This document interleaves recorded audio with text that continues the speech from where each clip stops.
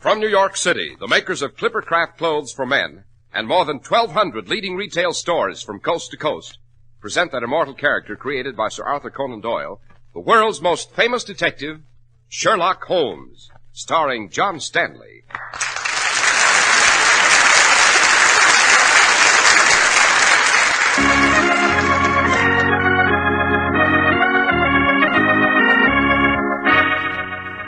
This week's story, The Adventure of the Unfortunate Valet. Quick, Watson, the test tube. Here you are, Holmes.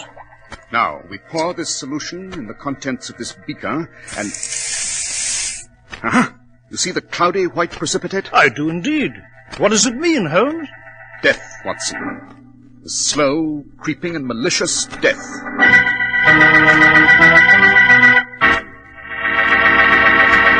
We're at the door of Dr. John Watson's study, and we're about to hear another of his adventures with the fabulous Sherlock Holmes. Well, good evening, Mr. Harris. Good evening, Dr. Watson. Well, I see you're just adding your signature to a new memoir. Yes, Mr. Harris. This particular adventure took my friend Holmes and me out of London for a few days to the historic English Shrine of Learning, Cambridge University.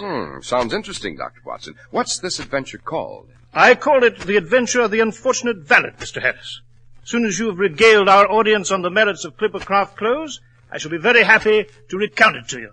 Spring, as they say, is just around the corner. That means you're going to want to celebrate with a new spring suit. It's like a tonic for that worn-out winter feeling. And you can get it without spending a fortune in a Clippercraft suit.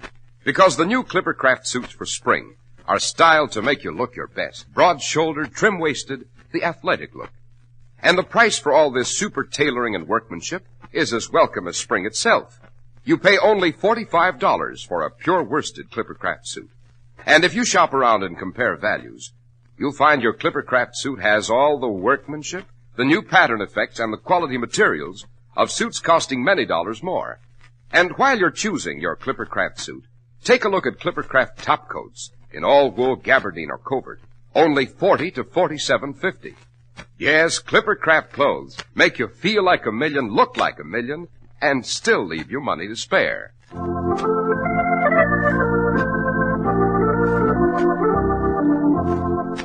And now, Dr. Watson, what about The Adventure of the Unfortunate Valet? As I said, Mr. Harris, it began at Cambridge, seat of one of Britain's greatest universities. A quiet place of mellow buildings and green lawns. And specifically, it began in the area of Keyes College, the medical college of the university.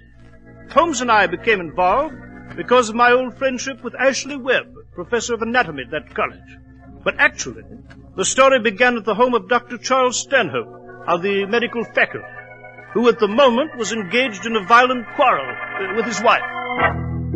I tell you, Alicia, you've got to stop seeing so much of Professor Webb. The whole university is beginning to talk about it, and the faculty too. Oh, they are they? Well, let me tell you something, my dear Charles. There is nothing between Ashley and myself. Oh, so it's Ashley now, is it? Alicia, for the last time, I forbid you to see Professor Webb. Oh, you do you? Well, I shall see him all I please. He's a fine man, and I'll not let you dictate to me. I'll leave you first. You don't mean that, my dear. Oh, yes, I do. That frightened you, doesn't it, Charles? You're very clever, dear boy. You married money.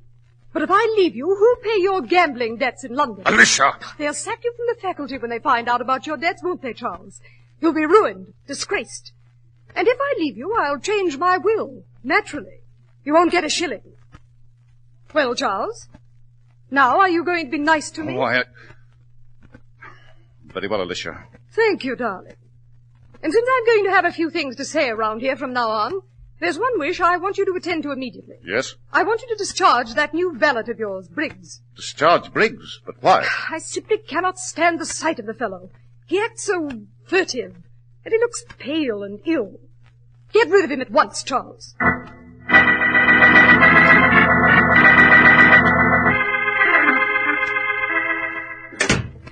The bath is ready, Dr. Stanhope. Oh, Briggs, never mind the bath. I want to talk to you. Yes, sir. My wife thinks you look pale, ill. You're feeling well enough? Why, I think so, sir. Do you ever have pains in your chest? Well, sometimes, sir. From observing your eyes and the pallor of your skin, it could be symptoms of... Of what, Dr. Stanhope? Oh, it's probably nothing, Briggs, nothing at all. Still, we can't be too careful, can we? Suppose we step in my laboratory while I give you a complete physical examination.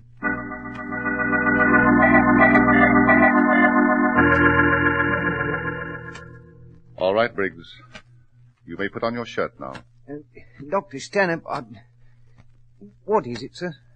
I'm sorry, Briggs. Terribly sorry. But you've got only a few months to live. A few months? A year at the most. Dr. Stanhope, you're sure? Positive. My examination has been conclusive. It's your heart, Briggs. There's a severe weakness in the heart wall. An aneurysm, we call it. A few months to live. I'm sorry. A few months walking a tightrope. Never know what moment will be the last. Waiting to die in your sleep, maybe. Wondering whether you'll drop dead in the street. Oh, Dr. Stanhope, I can't stand it. I can't stand it. What'll I do? What'll I do? Well, for one thing, Briggs, I promise you there won't be any pain. I'll give you a special medicine for that. As for the few months of life you have, I would suggest that you live. Live? How? To the full, Briggs. Have the things you could never afford before. Wine, women, and song. Wear the best clothes, go to the theaters, the music halls. Live a lifetime in a few months.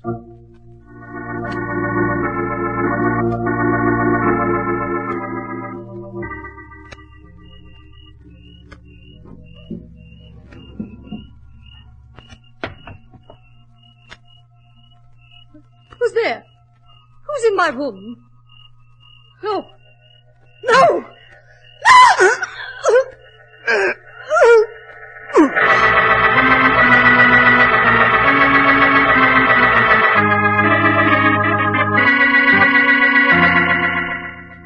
So they're holding you here at the police station? The charge of murdering Alicia Stanhope. Eh, Webb? Yes, John. And believe me, I'm grateful that you should remember our old professional friendship and brought Mr. Holmes here to Cambridge. Professor Webb, I must say that on the evidence it would appear that you are guilty and that we're wasting our time. Holmes! However, let us review the facts. Alicia Stanhope was found murdered in your home last night, while her husband, Dr. Stanhope, was presumably traveling on the continent. Yes. Yes, that is true, Mr. Holmes. I had gone out for a long walk, and when I came home, she was there. The police believe... Well, they believe I stabbed her in an amorous quarrel. But they lie, I tell you, they lie! I must confine myself to a healthy skepticism, my dear Professor. At least until I'm able to interrogate Dr. Stanhope, who I understand is hastening back to England from the continent. Come, Watson. Yes, Holmes? Where? To the home of Professor Webb here. The official police have not yet removed the body, and I should like to form my own conclusions.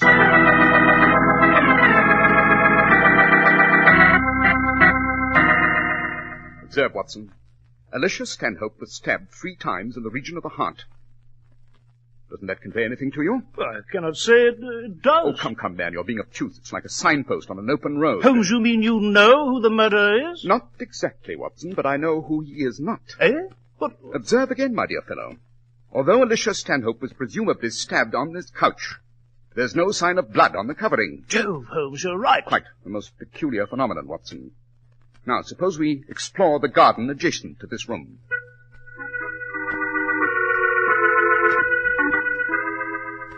Look, Watson. There are footprints here in the soil of the garden. Note how they go down into that steep gully and disappear in the underbrush. Yes, Holmes. There seem to be 2 sets of footprints. One going toward the window, one moving away. Quite. And they prove, Watson, that the killer carried the dead woman into Professor Webb's house and left her there. How'd you know that? Oh, it's elementary, my dear fellow. The tracks leading to the window are of a deeper imprint. Hence, the killer was carrying a heavy burden. On the return journey, as you see, the footprints are lighter. Therefore, he had been relieved of his burden. Jove, Holmes, you're right. Yes. Oh, what is it, Holmes? This gully proceeds in the rear of several houses along the street here. And I shouldn't be surprised if one of them belongs to Dr. Charles Stanhope.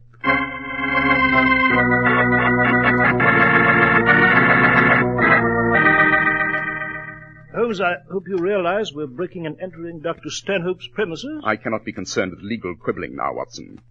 It's obvious now that Alicia Stanhope must have been murdered here, carried out to the garden, down along the gully, and from there into Professor Webb's house. Rather a restless corpse, I must say. Oh, there seems to be a small servant room here. Yes. It's been vacated very recently. What is it, Holmes? Note, Watson, the spoon on this shelf. It's covered with a light film of what seems to be some medical preparation. And it proves beyond all doubt that someone was here last night. How'd you know that? Because the film on the spoon is still fresh and damp. It hasn't had a chance to evaporate. Someone's just come in. What's the meaning of this? Who are you? We might address the same question to you, sir. Oh, you might, eh? But it just happens I am Dr. Charles Stanhope. And this is my house.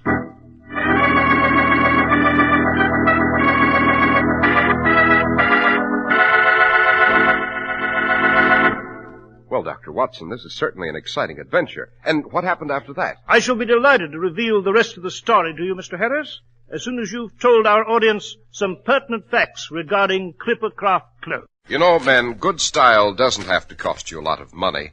You can be the best-dressed man in any crowd and stay within your budget when you buy Clippercraft clothes. A new spring Clippercraft worsted suit at $45, or a Clippercraft topcoat from $40 to $47.50 has the styling and the quality that you usually expect only in clothes that cost many dollars more.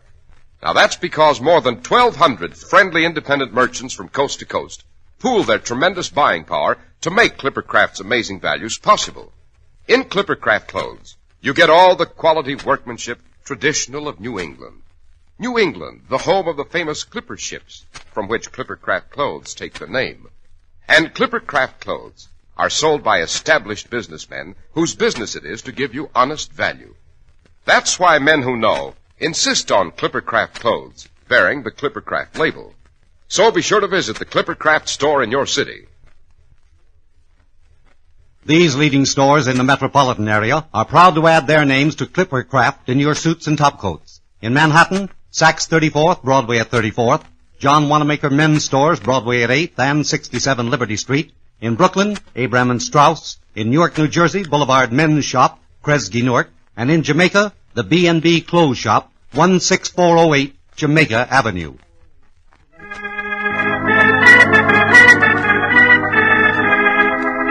Dr. Watson, you were relating to us the adventure of the unfortunate Valet. So I was, Mr. Harris, so I was. Dr. Stanhope had come into his house with his baggage, and he was stained with the dust of travel. But when we introduced ourselves, he immediately abandoned his idea of turning us over to the local police and became more tractable. He explained that he'd only just that moment returned from his trip to the continent, that he had not yet seen the body of his wife. But he was quite sure as to her murder. It was Professor Webb, Mr. Holmes. Ashley Webb. He killed her. It couldn't have been anyone else. He was mad about her, wanted her to leave me, and he killed her when she refused. Then, Dr. Stanhope, how does it happen that your wife, Alicia, was found at Professor Webb's house? I don't know, Mr. Holmes. I'm sure that he had some power over her. Blackmail, possibly. Perhaps Alicia had to go to his house. Perhaps she had no choice. I don't know. I'm afraid, Dr. Stanhope, this affair will provide a holiday for the gossip mongers. Dr. Stanhope, a question. Yes? Were there any servants on the premises while you were abroad? Well, no. I did have a valet named Briggs, but he left my service a week ago. May we ask why? Well, he was in ill health, Dr. Watson. Very bad heart condition. A severe aneurysm, in fact. Poor fellow had only a few months to live. I see. And where might we find this fellow Briggs? I believe you can find him at the Carlton Hotel in London.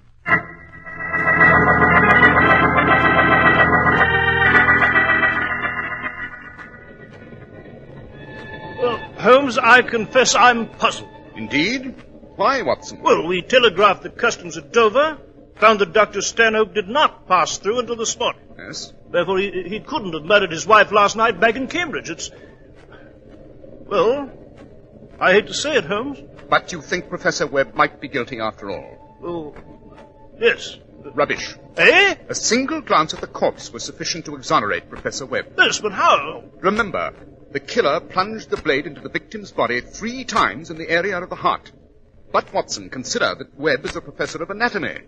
If he were the assassin, he'd obviously know how to find the heart with one swift blow. Jove, Holmes, you're right. Quite. But how can a valet live in splendor at a first-class hotel like the Carlton?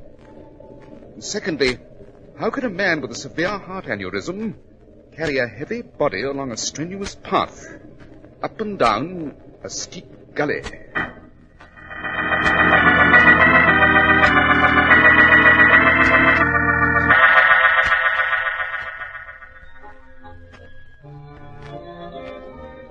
Yes, Elmer. More champagne, dearie. Thank you, Jackie. Nothing like the old bubbly, is there? Right. Ah, the old bubbly makes a man forget. That's what it does. Well, drink up, Selma. Drink up. Oh, Briggsy, you're a real sporting gentleman. Think so? I should say, a real top. The suite at the Carlton and dinner and squab at the cafe and all the champagne there is. And plenty more bubbly where that come from. All the champagne you can drink, dearie. You and me are going to do a lot of living, we are. You'll have pretty frocks, and we'll go to the races and the music halls and live like royalty.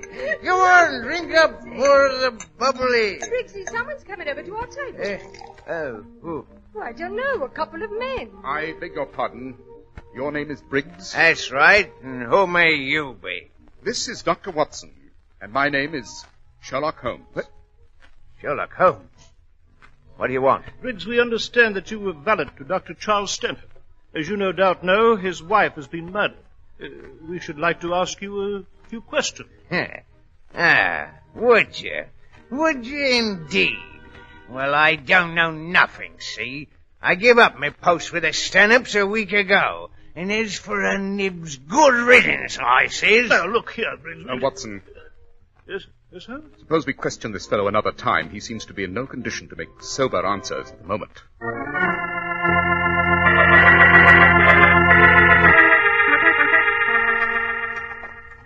Well, Holmes, we didn't seem to find out much from this Briggs fellow. Oh, on the contrary, Watson, we did. What do you mean? Our friend Briggs, my dear fellow, happens to be an ex-convict. Eh? How'd you know that? Oh, it's elementary, Watson. The pallor of his face was characteristic of long confinement. And his hands proved the point even more. His hands? Yes, the kind of scarred hands any convict might acquire in the jute workshop of a prison. And speaking of prisons, Watson, yes? Our next step is to find which institution harbored Briggs as its guest. And after that, it would be most interesting to examine the fellow's medical record.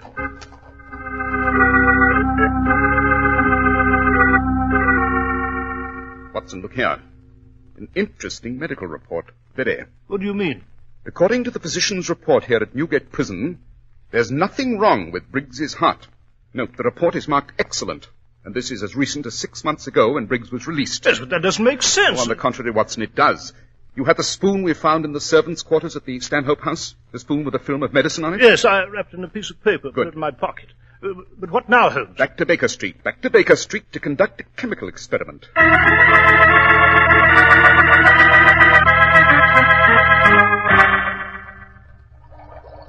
Quick, Watson, the test tube. Here you are, Holmes. Now, we pour this solution in the contents of this beaker and... You see this cloudy white precipitate? Yes, I do indeed. What does it mean, Holmes? Death, Watson. A slow, creeping, and malicious death. Quick, my dear fellow, get your hat. We must get to the Carlton Hotel at once. The Carlton? Precisely, to have another talk with a valet called Briggs.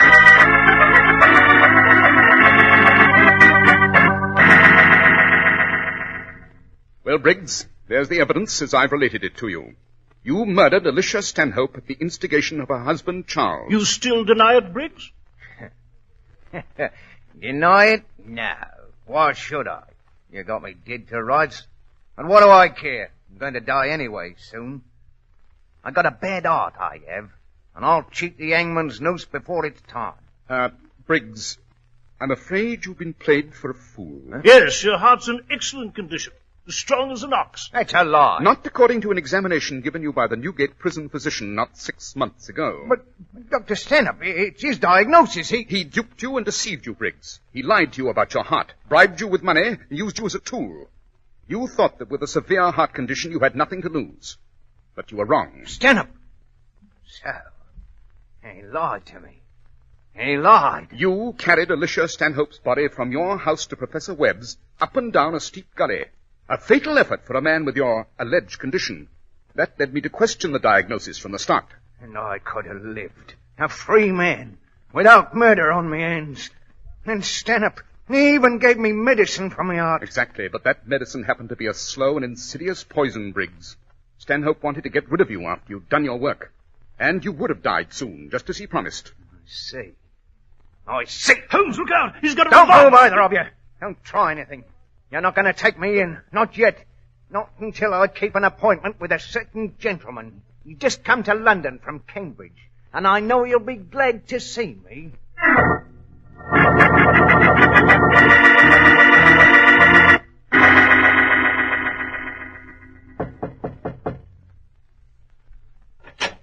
Oh, Briggs, what on earth... Hello, Stanhope. What the devil? You're carrying a revolver. You've got a bad heart, Briggs. Remember what you told me, Doctor? With a straight face, too, remember? I'm sorry, Briggs. It's bad news. You've got but a few months to live. Now, Briggs... You lied to me. You cheated me. Made me kill for your dirty money. The £1,000 you gave me. And then you tried to poison me with your medicine. Didn't you, Doctor? Now, wait a minute. Get away from that desk. Don't reach for that gun. But I still got time to send you to... I'll make sure of it. Remember, Doctor, you told me I didn't have long to live. You're right. You're right. But this time, it's better this way than dangling on the end of a rope. Briggs! Briggs! I saw him coming here, Watson. But those shots were... Holmes. Good Lord. They're both dead. Yes, Watson. We're too late. But note how justice has been done. They both have a bullet through the heart.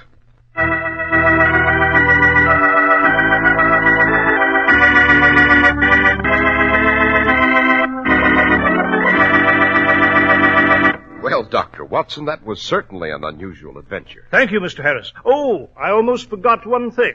Yes, Dr. Watson? A subsequent investigation of Dr. Stanhope's background revealed that he was not entitled to practice medicine at all. He had cleverly kept this secret for many years. I see. But now, what about next week's case, Dr. Watson? Well, next week I shall relate to you the adventure of the elusive agent. It concerns an interrupted honeymoon, the odor of a rare tobacco, and a strange new British invention which made a dramatic appearance during World War I.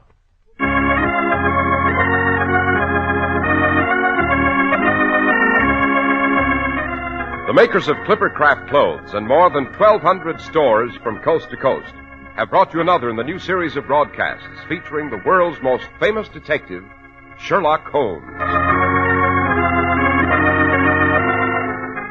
Our stories are based upon the character Sherlock Holmes created by Sir Arthur Conan Doyle, and the program is produced and directed by Basil Loughlin. Sherlock Holmes is played by John Stanley, Dr. Watson by George Spelman. This week's story was written by Max Ehrlich, with special music by Albert Berman.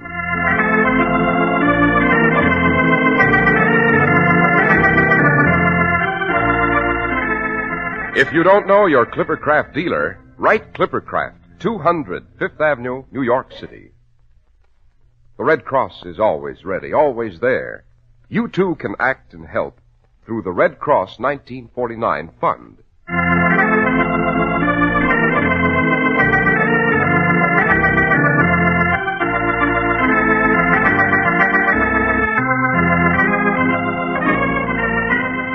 Be sure to listen next week to Sherlock Holmes in The Adventure of the Elusive Agent.